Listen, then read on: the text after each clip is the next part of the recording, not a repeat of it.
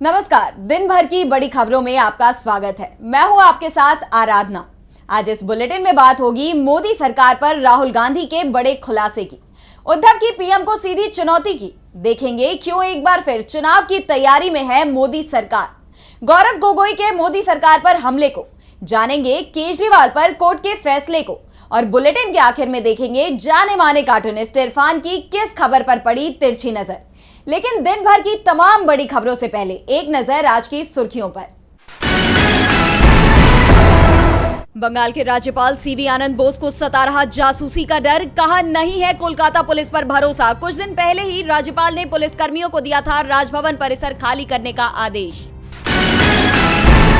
स्मृति ईरानी, संजीव बालियान समेत 17 पूर्व केंद्रीय मंत्रियों को 11 जुलाई तक खाली करना होगा बंगला। लोकसभा की हाउस कमेटी ने जारी किया नोटिस। संकट में नायब सिंह सैनी की सरकार, हरियाणा में भंग हो विधानसभा, राष्ट्रपति शासन लागू कर जल्द चुनाव का दें निर्देश। कांग्रेस ने राज्यपाल को सौंपा ज्ञापन। शेयर बाजार में तेजी, 141 अंकों की तेजी के साथ 77,478 पर बंद हुआ सेंसेक्स, तो 51 अंकों के उछाल के साथ 23,567 पर बंद हुआ निफ्टी। ये तो थी सुर्खियां। अब बात आज की सबसे बड़ी खबर की। नीट पर हंगामा अभी थमा भी नहीं था कि अब यूजीसी नेट परीक्षा के रद्द होने का मामला सामने आ गया। इस मुद्दे पर आज कांग्रेस सांसद राहुल गांधी ने प्रेस कॉन्फ्रेंस की और इस दौरान राहुल गांधी ने एनडीए सरकार को जमकर घेरा। तो क्या कुछ कहा राहुल ने, देखिए इस रिपोर्ट में। आज कांग्रेस सांसद राहुल गांधी ने नीट और यूजीसी नेट परीक्षा विवाद पर प्रेस कॉन्फ्रेंस की। इस दौरान राहुल गांधी ने पीएम मोदी पर जमकर हमला बोला। राहुल ने पीएम मोदी पर तंज कसते हुए कहा कि रूस और यूक्रेन की लड़ाई रुकवाने वाले पेपर लीक नहीं रुकवा पा रहे हैं, या शायद वो इसे रोकना ही नहीं चाह रहे हैं। राहुल ने कहा कि वो इस मुद्दे को संसद में उठाएंगे। एजुकेशन सिस्टम पर बीजेपी के कब्जे की बात कहते हुए राहुल ने कहा कि इस कब्जे को जब तक नहीं हटाया जाएगा तब तक पेपर लीक होते रहेंगे। राहुल ने इसमें पीएम मोदी की भागीदारी बताते हुए इसे एंटी नेशनल एक्टिविटी करार दिया। उन्होंने कहा कि इस पेपर लीक से मेहनती छात्रों के भविष्य के साथ धोखा हुआ है और इसके दोषियों पर सख्त से सख्त कार्रवाई होनी चाहिए। आपको बता दें कि नीट के विवाद के बीच बीते 18 जून को आयोजित यूजीसी नेट का पेपर भी परीक्षा के एक दिन बाद ही कैंसिल कर दिया गया था। राहुल ने इसे छात्रों के भविष्य के साथ खिलवाड़ बताया है। राहुल ने कहा कि आज गुजरात, मध्य प्रदेश और उत्तर प्रदेश, जहां बीजेपी की सरकार है, वो पेपर लीक के एपी सेंटर बन गए हैं। यही पेपर लीक होते हैं, लेकिन मोदी को इसकी चिंता नहीं है। उन्हें तो बस लोकसभा स्पीकर बीजेपी का बन जाए, इसकी चिंता है। राहुल ने कहा कि वो अब इस मामले को संसद में उठाएंगे। विपक्ष इस बार बहुत मजबूत है, इसलिए ये हमारी आवाज नहीं दबा पाएंगे। राहुल ने पेपर लीक मामले को लेकर सरकार को घेरा, साथ ही लोकसभा चुनाव के परिणामों को लेकर भी बड़ा दावा कर दिया है। राहुल ने कहा कि अगर चुनाव में विपक्ष के पास बराबरी का मौका होता तो हमारी जीत होती। वैसे भी 234 सीटें भी जीत के समान ही हैं। राहुल ने मोदी की परेशानी बढ़ाई तो महाराष्ट्र में भी बीजेपी बुरी तरह से घिरती दिख रही है। उद्धव ठाकरे ने तो पीएम मोदी को ही चुनौती दे दी है। तो क्या कुछ कहा उद्धव ने, देखिए ये रिपोर्ट।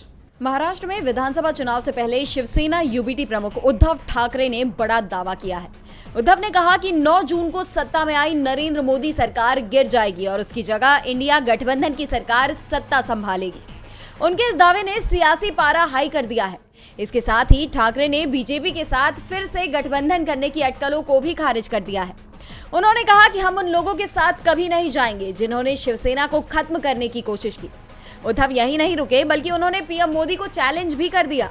आगामी विधानसभा चुनाव को लेकर उद्धव ठाकरे ने कहा कि मैं आपको महाराष्ट्र में विधानसभा चुनाव के लिए अभियान शुरू करने के लिए आमंत्रित करता हूं। ये मुकाबला आपके और मेरे बीच होगा। भाजपा को मेरा संदेश, मेरे मूल प्रतीक का उपयोग किए बिना चुनाव जीतने का प्रयास करें। मुझे गर्व है कि हमने किसी और की तस्वीर का उपयोग नहीं किया। हम कभी भी उपयोग नहीं करेंगे, खासकर पीएम मोदी की तो बिल्कुल भी नहीं। मैं पीएम मोदी को चुनौती देता हूं कि वो नकली शिवसेना को दूर रखते हुए आज ही तैयारी शुरू कर दे। लोकसभा चुनाव के नतीजों के बाद जहां बीजेपी व पूरे महायुति गठबंधन में निराशा नजर आई, तो वहीं विपक्ष काफी मजबूत होकर उभरा है और इस बार के विधानसभा चुनाव में भी मजबूत दावेदारी पेश कर रहा है।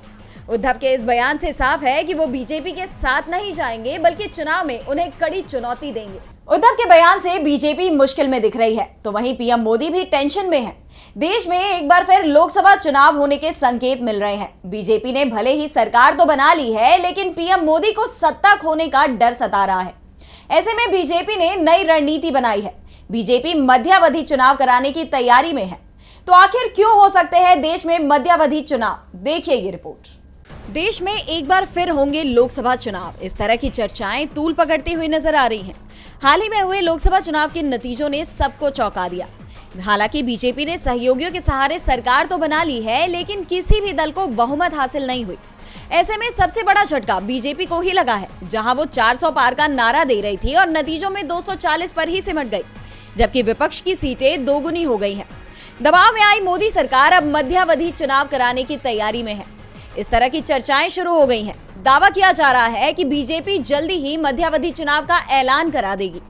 दरअसल महाराष्ट्र में आगामी विधानसभा चुनाव को लेकर बीजेपी डरी हुई नजर आ रही है। लोकसभा चुनाव के नतीजों से मिली निराशा अभी दूर भी नहीं हुई थी कि विधानसभा चुनाव के लिए विपक्ष के दावों ने बीजेपी की हवा टाइट कर दी है। महाराष्ट्र में एनडीए गठबंधन पहले से ही टूटने की कगार पर है।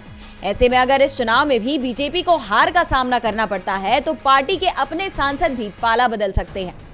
वहीं नीतीश और नायडू के साथ भी रिश्तों की मजबूती सवालों के घेरे में है। और अगर विपक्ष के दावे सच साबित होते हैं, तो एनडीए सरकार ज्यादा दिन नहीं टिक पाएगी। ऐसे में सत्ता में बने रहने के लिए नए सिरे से चुनाव कराने की तैयारी में पीएम मोदी जुट गए हैं। हालांकि इस चुनाव के नतीजे की भी गारंटी नहीं ली जा सकती, लेकिन बीजेपी का सत्ता पर एकाधिकार हासिल करने के लिए मध्यावधि चुनाव कराने की संभावनाएं जताई जा रही हैं। फिलहाल अगले 3-4 महीने देश की राजनीति में बेहद महत्वपूर्ण